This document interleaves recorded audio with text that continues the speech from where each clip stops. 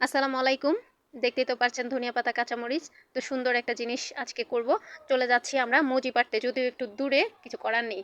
তো ছোট একটা গাছ পেয়েছি, এত পরিমাণ মজি হয়েছে, গাছটা যদিও আমাদের না, মোটামুটি আমরা চুরি করছি, তবে আমরা চোর না। তো ২-৪টা যাই পাইছি, ২টা পারছি আর ২টা পারবো। যদি দেখে গাছের মালিক তাহলে তো আমাদেরকে গাছের সাথে বেঁধে রাখবে, তাই না? তো চুরি করে জিনিস খাওয়ার মজাই আলাদা। তো তাড়াহুড়া করে ভাবি পারছে আর আমি টুকাইছি।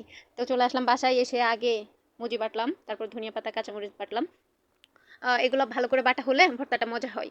তারপরে বড়ই নিয়েছি, বড়ইগুলো ভালো করে ছেঁচলাম। একটুখানি টমেটো নিয়েছি, টমেটো দিলে বলে ভালো লাগে, আমি খাই নাই, ফার্স্ট টাইম দিয়েছি। অন্যজনের কথাই নিয়েছি বড়ই।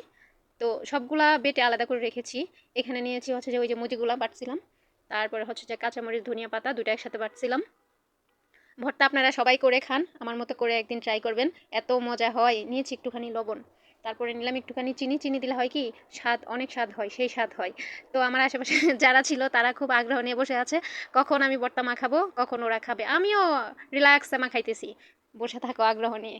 তো মাখানো শেষ করে যা একটা ফ্লেভার বের হয়েছে, আমার তো কি যে ভালো লাগছে। ধনিয়া পাতা কাঁচামরিচের ফ্লেভারটা আসলেই সত্যি অনেক ভালো লাগে, সুন্দর, মজা, সেই স্বাদ। তো সবাইকে দেওয়ার পরে একটুখানি রয়েছে। তো কি করব, বসে বসে আমি এটাই খাচ্ছি, কিছু করার নেই। মনে হচ্ছিল যে অনেকগুলো বানাইছি, সবাইকে একটু একটু করে দিয়ে আমার একটুখানি আছে, এটাই খাই, কি করব। এত মজা হয়েছিল। তো সবাই ভালো থাকবেন। ধন্যবাদ সবাইকে। সেই স্বাদ।